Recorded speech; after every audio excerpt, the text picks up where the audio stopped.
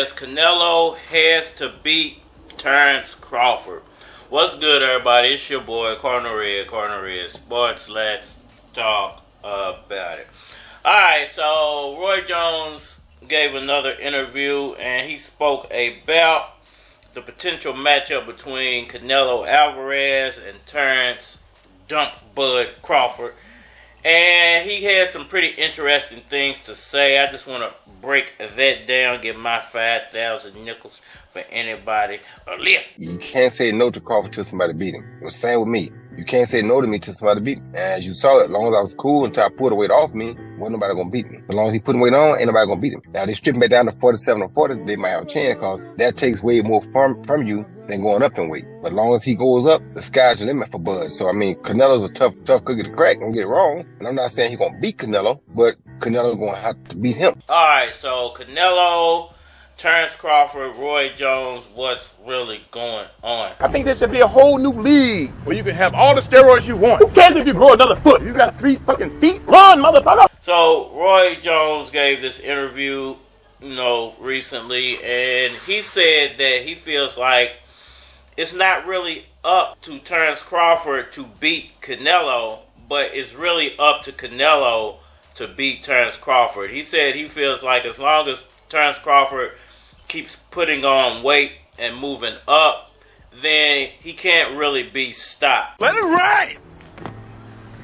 And to be honest with you, I have to completely disagree with Roy on this one. I like Roy. Roy was a great boxer, taking nothing away from Roy Jones, but I think a lot of these old fighters that have now become commentators, they kind of try to toe the line, because at some point they're going to want to interview certain fighters or talk to certain fighters, and you don't want to have an old interview out there to where you were kind of like dissing that fighter because they might not want to talk to you at that point. Well, fuck you then, punk! So I think a lot of these guys like Roy Jones, Sean Porter, other reporter boxers that are out there now, they just kind of like toting the line and trying to play good guy with all the fighters, and instead of being out there just telling the truth.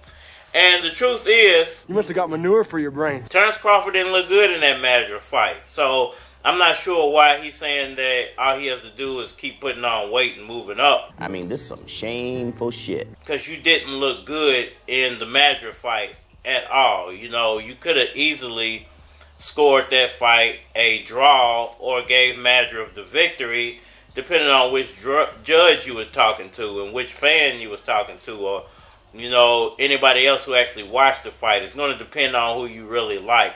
If you're a Crawford fan, you're going to say, well, he did enough to win the fight. What kind of bullshit is this? If you're not really a Crawford fan and you actually watched the fight with an objective eye, you're going to say Madrid did real good work and Crawford didn't look that great. You think I'm done? So I'm not sure why Roy would say that all he has to do is keep putting on weight and moving up, because, hey, it didn't work for the Madrid fight.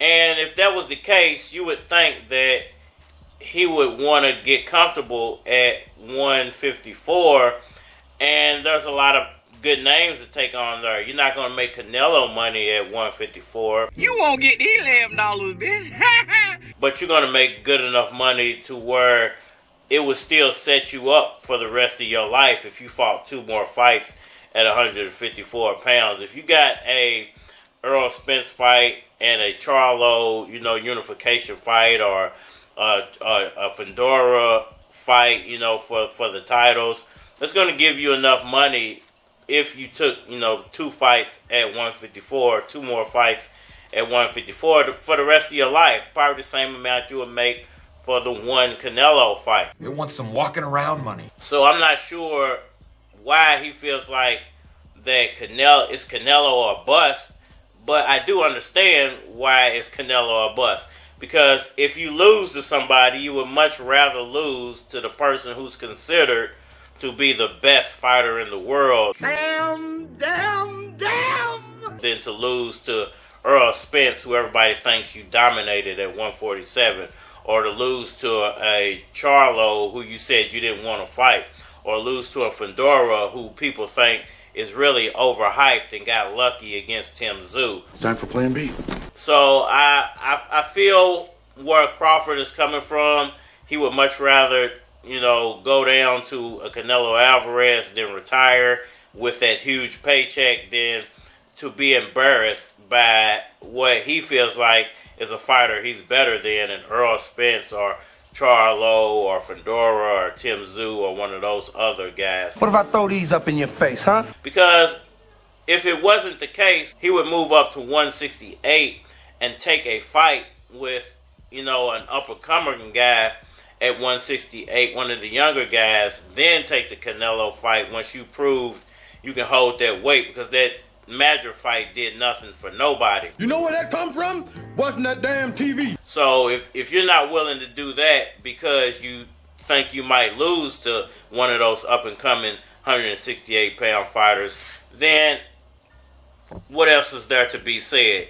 You only want that Canelo fight for the payday. You ain't down with that? Shut your goddamn ass up. What you running around complaining about? I mean, we gotta know where this money going to. What you running around complaining about? There's millions of people praying for it. I mean, we gotta know where this money going to.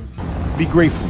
Y'all let me know what y'all think about all that down in the comment section below. Hit that like button for me. Share, subscribe. Holler at me on all social media platforms, Facebook, Instagram, YouTube, Twitter, but you're more than likely to get a response on the tubes or all at me over there. Want to collab or feature a product or your channel on my channel, feel free to hit my Gmail because it is a flockofcards@gmail.com. And we aren't playing here. Don't try this at home. I don't know shit about boxing. Yeah. What's up, Mosky? I'm standing in the alley, I'm knocking pieces from quarterback. Mosky's on the mission, and my position is quarterback. Jumping over fences was my adventure from selling crack. If you didn't pay me with interest, I push your dentures back, all back. I ain't never been a fake dude. Listen to the scanners, I can move when the Jake do. Trying to ball tall as a wall, I can't break through.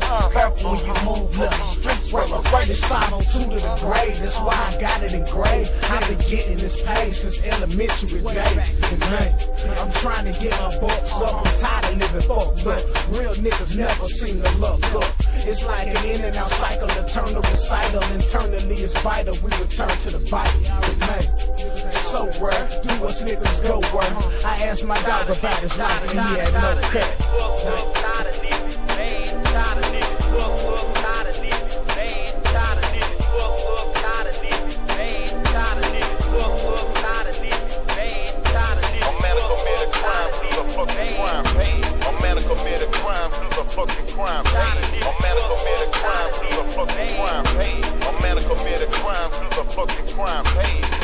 Crime paid, so we're bagging up, yay.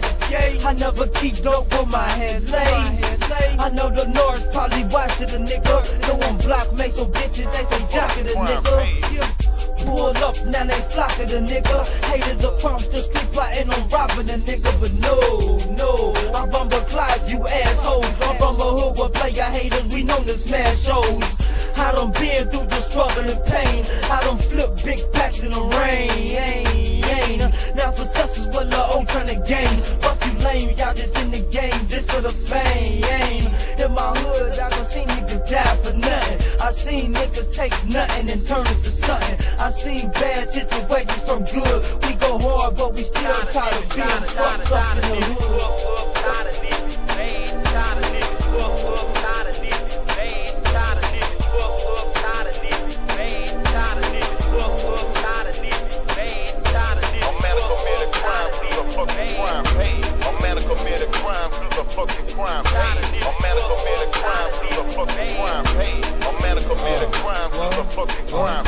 Now some came up around the ones that was moving there. Some came up around the ones that was using it. Me, I was the latter, so I got it in my jeans. 2 simple pills and a little green. My little homie been serving since 98. Asking for a 50 back. Get your paper straight. It's a paper chase. Don't let your paper waste. Staying low will keep you from the time that you would've faced. but niggas need to see it for themselves. I wish all my peoples would've seen it for they left, but the world keeps spinning, nigga, life or death. So I'm at my own business trying to write myself. Some niggas jot it down, I don't write myself. I just let it breathe, trying to make a better me. But it's hard when the devil's all in your face on a 24/7 basis, trying to make it, nigga.